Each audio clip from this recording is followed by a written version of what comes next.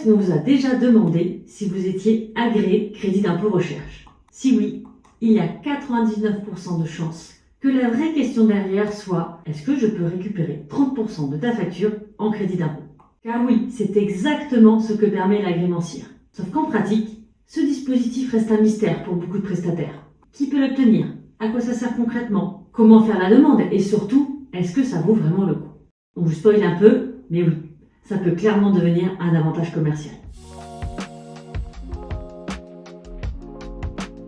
Il s'agit d'une sorte de label qui est délivré par le ministère de l'Enseignement supérieur et de la Recherche et qui permet de valider que vous avez les compétences nécessaires à la réalisation d'opérations de R&D pour le compte d'entreprises clientes. Autrement dit, l'administration va regarder si vous avez les compétences humaines, mais aussi matérielles, pour réaliser ou participer à des projets de recherche scientifique ou technologique pour le compte de tiers.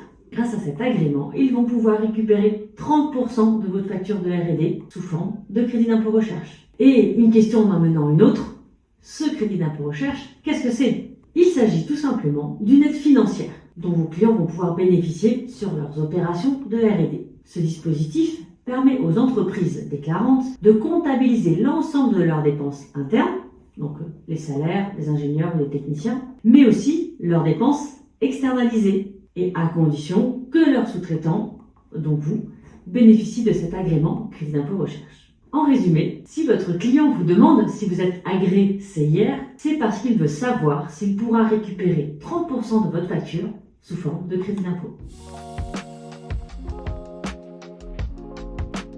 Bien, dans un premier temps, cela permet de rassurer vos clients. En effet, l'administration a validé le fait que vous aviez les compétences et les aptitudes nécessaires pour mener à bien un projet ou un programme de recherche. C'est toujours intéressant de le mettre en avant. Ensuite, c'est avant tout un avantage commercial, puisqu'en effet, à tarif égal par rapport à vos concurrents, vous coûtez 30% de moins. Point important, le fait d'être agréé crédit d'impôt recherche ne vous empêche pas de récupérer du crédit d'impôt, mais ce ne sera possible que sur vos projets propres et vos dépenses internes.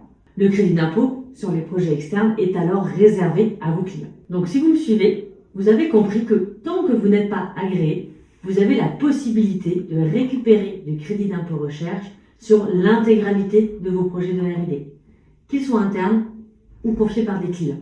Bon, si vous le découvrez aujourd'hui, pas d'inquiétude, sachez que vous pouvez revenir jusqu'à 3 ans en arrière.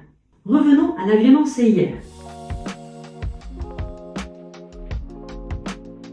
Tout d'abord, tout type d'entreprise peut en bénéficier, quelle que soit sa taille, petite ou grande, ou quel que soit son statut juridique, les micro-entreprises, les SS, les SARL et même les associations. La condition, c'est que vous soyez situé en France ou même dans l'espace économique européen.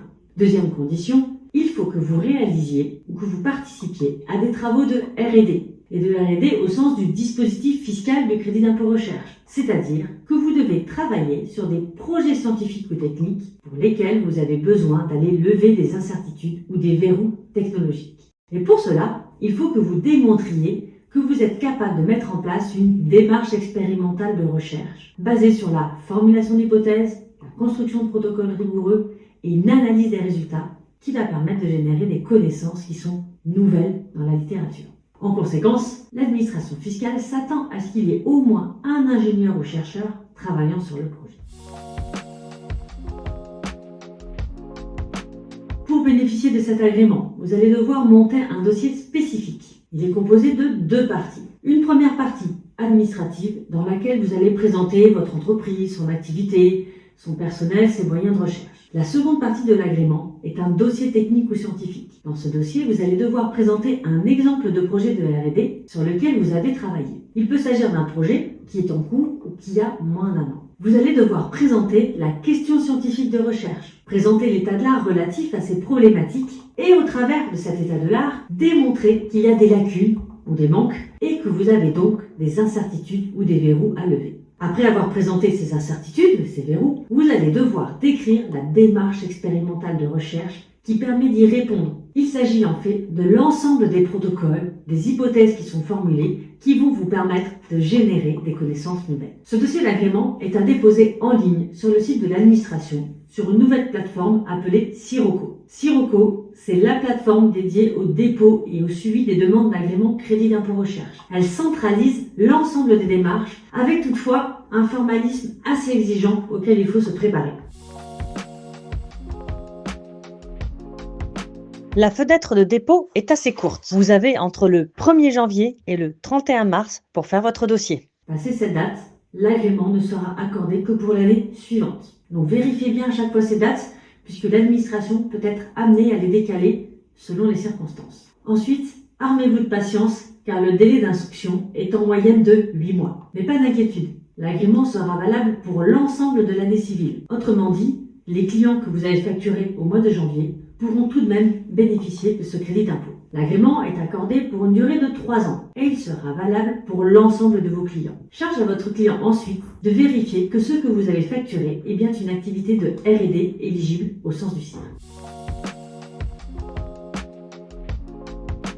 En résumé, l'agrément CIR n'est pas qu'un dispositif fiscal, c'est un véritable avantage stratégique pour les prestataires qui interviennent en R&D. Ça rassure vos clients, ça crédibilise vos compétences et surtout, ça vous rend 30% plus compétitif que vos concurrents. Je suis Amandine Pérou, experte en fiscalité d'innovation chez Finali. Notre mission, accompagner au quotidien les entreprises innovantes sur l'obtention des différentes aides à l'innovation. Si vous pensez être éligible, si vous avez un doute, si vous voulez vous faire accompagner dans ces démarches administratives ou si vous voulez récupérer du crédit d'impôt recherche sur les années passées, on peut vous aider. Le lien pour prendre rendez-vous avec moi est en description.